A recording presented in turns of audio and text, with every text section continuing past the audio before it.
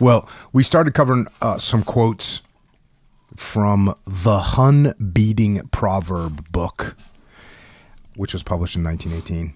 And it was aimed at, for the most part, it was aimed at Canadian soldiers who were fighting the Germans in World War I.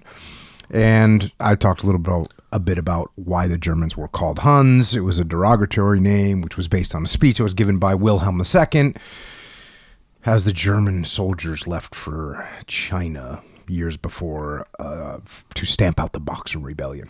And Wilhelm II said that the Germans would take no prisoners, offer no mercy, and that they would be feared just like people feared Attila the Hun and his army. And so the Brits and the Canadians and the Americans eventually started calling the Germans the Huns. And so that's what this book is about. So the subtitle of the book is Containing Many Proverbs That Point to the Destruction of Arrogance, Tyranny, Villainy, Vice, and the monstrous militarism of which Germany has been guilty. And we made it through about half the Proverbs last time, so we're going to get the second half done. Many lessons. Got a lot of good feedback about that last one. Yeah, this is it. Ancient Wisdom. Yeah. From 1918. Is that ancient? Well, some of it's from prior to that. Bit. So here we go. Let's get into it. Let's get back to the book, the Hunn-Beating Proverbs. The first one, out of the gate, is a good one. If you leap into a well, Providence is not bound to fetch you out. Hey, you know the bed that you're lying in? Yeah. You made it. Yeah. You made it. No one's got to come get you out of that bed that you made. Yeah. You have to deal with it yourself. Yeah. You know how there's different expressions for that, right? You made your bed. You got my favorite one, and I'm remembering this because I just heard it recently. Mm-hmm. You chose the music. Oh, so you got to dance. Yeah, that's a good one. Oh, that's another good one. Yeah. So there you go. Notice that all those different expressions put it on you. Yeah. These are alternate versions of extreme ownership. Next one, if you lie upon roses when young, you'll lie upon thorns when old. Yeah, so you spend much time partying when you're young. Yeah. You ain't going to have the time to party when you're old. Yeah. Now, some people think that's good. Reverse retirement. Oh, yeah. Yeah, I could see it, I guess. Live it up when you're 20 and 22 and you're all healthy and, right. And you know. Basically when you can. Yeah. So, and bruh, all you got to do is kind of think about that for a little bit. Of course, with contingency, like other stuff that you can't just go 10 to 0. Mm-hmm. Maybe like an 80-20 scenario. Mm-hmm. See what I'm saying? Because when you're old, you got to have some, something to maintain yourself. Yeah. But there's a lot of, we'll call it logic to hey, you're capable of living it up when you're 20, 30, even 40 for the most part. I'm generally speaking. Yeah. But if you spend all that time doing chores, the chores of life, it's bro, you're going to miss out on some stuff that you simply cannot do when you're older. Mm-hmm. It kind of makes sense. Mm-hmm. You can't go, I don't know, cliff jumping, for example. Yeah, no, it's hard to do when you're 80. Yeah. I'm not saying you can't do it. Yeah, low cliff, bro. I don't know, bro. There's 8 people in the world who's going to cliff jump at 80, Yeah, true. It ain't me, but yeah, I dig it. Yep. There is something to be said for, you know how you feel when you're done with a workout, a workout that you didn't want to do. Yeah. For instance, today, I didn't feel like working out. And I had to do squats, which we know is it's a big step, right? Yeah. And I didn't feel like doing it, but I knew that when I was done, I was going to be stoked that I did it. Yeah. Right? Mm-hmm. Because now I'm in the present. Yeah. And you kind of have to set yourself up for your future presence. Yeah. So true. So if you, and like you said, there's got to be a balance to it. If you're just getting crazy and because that's another piece of it, right? If you're getting crazy when you're young, well, you didn't take care of your health, so now you're in bad shape when you're older. Right. If you take care of yourself when you're young, and you can still be in good shape, and maybe you can do a low cliff dive when you're 80. Yeah. Yeah, you're right about that present thing. So that dawned upon me yesterday as well. Mm-hmm. Well, that was today in your case, but where, you have almost this kind of gray area that kind of expands on what you should be paying attention to.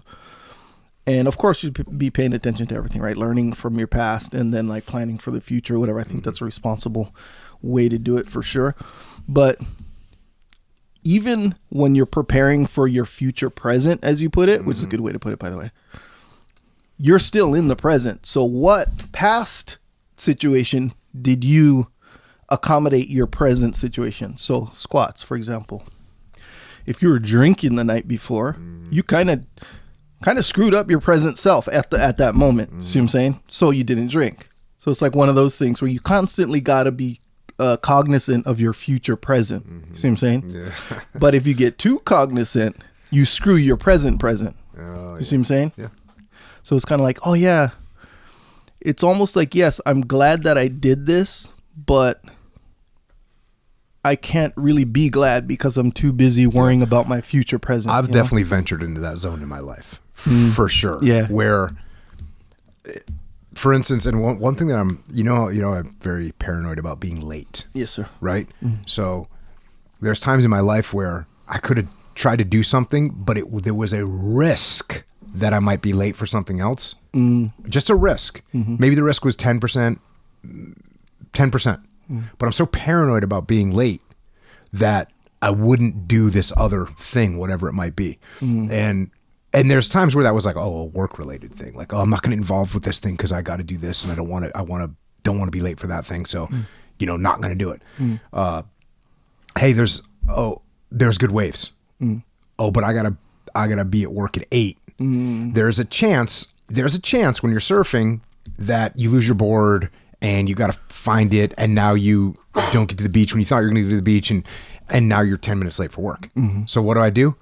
Not surf. Don't go surf. And I've done that before in my life. I didn't do it a lot, and I definitely figured out, hey, okay, that means planning wise, instead of getting out of the water, planning to get out of the water at 7, I'll get out of the water at 6:50. So that gives me the 10 minutes, and I already had fudge factor built in because I was so paranoid about being late. But it is definitely something that I could have. There's times in my life where I didn't take advantage of a current thing because I was too worried about the future. Yeah. And so that's cost me. Let me ask you this, because I did catch that part. I listened to the last one of these, you and Carrie, and you talked about the whole being late thing. And you guys kind of like chopped it up about like, how it's like, I know you over said it to make a point. So how it's just like this massive disrespect to yourself and to your life and all this stuff or whatever, which I felt it. Yeah. And actually just listening to you guys say it, almost like, I guess it's from a detached perspective, where a lot of times when I'm involved, I'm thinking of my own philosophy, and I compare it, but I'm kind of in the moment. But I was listening to you guys and I was like, bro, he kind of has a point, bro. I mean, I know he's like exaggerating. To figure out well, yes. Yeah. All right. Yeah. There's a difference between having a point and being 100% correct. There's a difference there. So when I was listening, I was like, bro, he has more of a, the point is landing harder and better than it has in the past. We'll say that. Not to say it hasn't landed in the past, but it's better. Like it kind of like affected me a little bit more. So it's like, maybe I could benefit if I really took this to heart. Like, hey, this is really a character thing, where me not caring about being late as much as I maybe should is a bad thing on my kind of character, because there's more to life than like me freaking, I don't know, sleeping an extra 8 minutes or whatever it is I'm doing, I always looked at it like, I'm not going to take, like, if I'm giving my time to someone else, I'm not going to give them more of my time if they're giving me whatever they're giving me in return for the time, It's like, that's the deal we made. And hey, maybe I'll give you more. Yeah. Totally. You said 8 o'clock. Yeah. That's the contract. Hey, look. It's the deal. Maybe I'll get there at 7:50 and give you an extra 10 minutes if I feel like it. But I shouldn't be shamed if I don't. You see what I'm saying? And hey, look, nobody's perfect, So I might show up at freaking 8:02 or whatever. That's my justification. But if you make it a point, I think there's more benefits to that now. Yeah. Where it's like, that's who you are. And then, because you guys talk about being a reliable person. So cool, reliable person, that sounds good, but that doesn't hit you as hard as, hey, this guy's unreliable. See what I'm saying?